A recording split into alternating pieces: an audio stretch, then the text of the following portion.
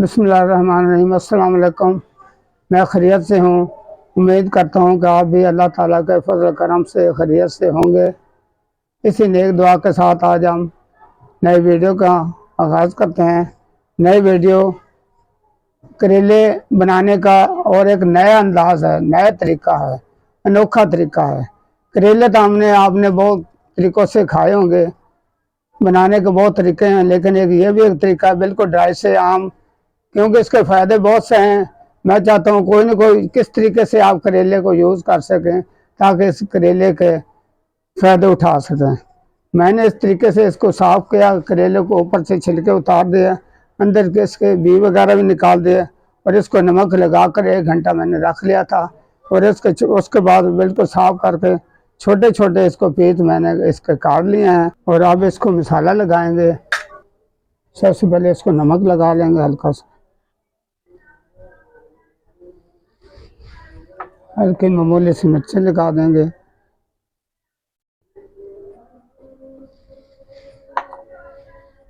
इसके बाद हल्दी लगा लेंगे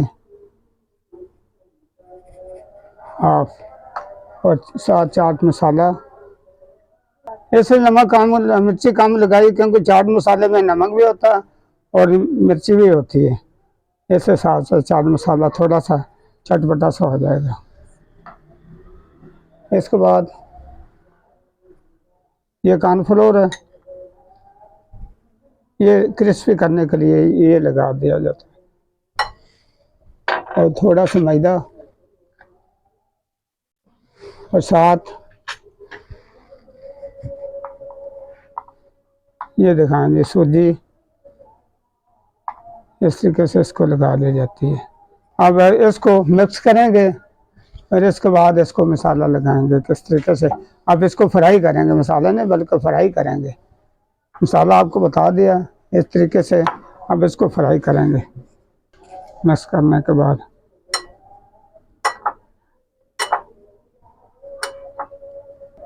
तेल गरम करने के लिए रख दिया था। अब जो ही गर्म हो जाता है तो इसमें फ्राई करना शुरू कर देंगे।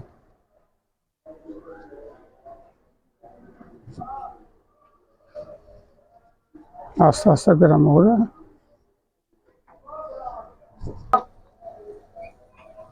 इस तरीके से इसको एक एक करते डालते जाएंगे और इसको फ्राई करते जाएंगे।